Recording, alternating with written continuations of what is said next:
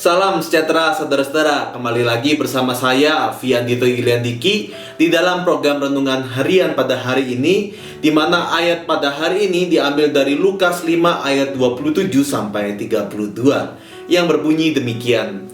Kemudian ketika Yesus pergi keluar, ia melihat seorang pemungut cukai yang bernama Lewi sedang duduk di rumah cukai. Yesus berkata kepadanya, "Ikutlah aku."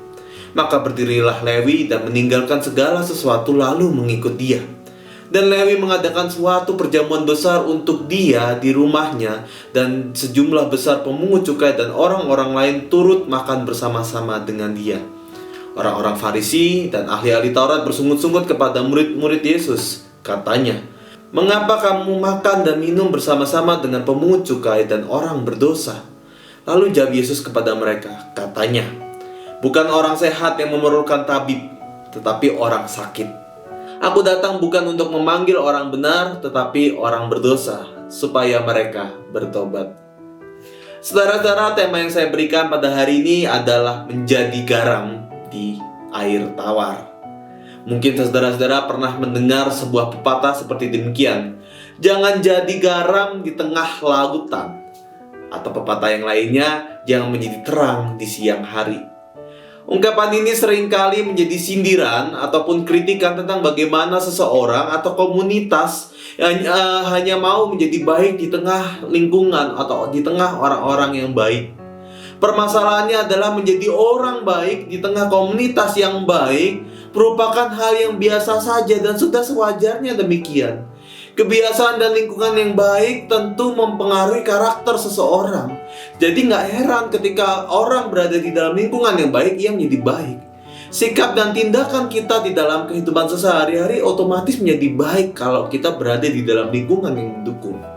Namun permasalahan utamanya adalah bagaimana kita menjadi sosok garam dan terang di tengah situasi, lingkungan, komunitas yang mungkin tidak mendukung, yang mungkin memiliki prinsip yang berbeda di dalam kekristenan. Di tengah situasi tersebut di mana semua orang dikatakan penuh kejahatan, di tengah situasi yang seringkali dikatakan gelap dan tawar, apa respon kita? Kiasan jangan menjadi garam di tengah lautan ataupun menjadi terang di siang hari ini menjadi tantangan bagaimana kita sejatinya mampu untuk keluar. Seringkali orang-orang ataupun komunitas takut untuk keluar di dalam komunitasnya.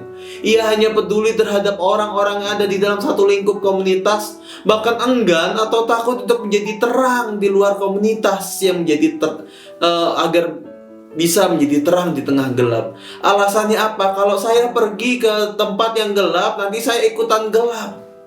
Ibarat lilin berada di sebuah meja makan, lalu kita tutup dengan tutup makan yang besar. Maka api yang ada di dalam lilin itu lama-lama akan pudar, lama-lama akan mati. Api dari lilin itu akan mati dan gelap akan menguasainya. Maka dari itu jangan sampai kita seperti lilin itu yang mau ditutup di dalam sebuah lingkungan tertentu sehingga kita enggan, sehingga kita ogah untuk berada di luar komunitas kita yang berbeda dengan kita, sehingga kita juga rasa takut. Jangan sampai kita merasa takut. Justru ketika hanya menutup terang dan garam di dalam lingkungan kita yang baik ini, maka sejatinya terang itu makin lama akan makin redup, tidak mampu membawa terang yang sebagaimana mestinya. Hal tersebut dapat dilihat di dalam kisah Yesus di dalam Injil Lukas yang menjadi bacaan kita pada hari ini, di mana ia awalnya dikritik oleh orang Farisi dan ahli Taurat karena duduk bersama dengan orang-orang pemungut cukai dan yang dianggap jahat. Pada saat itulah Yesus langsung berkata di dalam ayat 31 sampai 32, "Bukan orang sehat yang memerlukan tabib, tetapi orang sakit. Aku datang bukan untuk memanggil orang benar, tetapi orang berdosa supaya mereka bertobat." Jawaban Yesus ini menjadi penekanan bahwa Sang Kristus itu datang ke dunia bukan untuk membawa terang di tengah dunia yang sudah terang, melainkan ia datang kepada dunia di dalam dunia yang gelap, di dalam dunia yang dingin, dunia penuh penindasan dan ketidakadilan, di mana ia menghadirkan terang serta mengestafetkan terang itu kepada para pengikutnya. Sehingga terang yang awalnya menjadi hanya satu menjadi menyebar terus menyebar di tengah dunia yang gelap.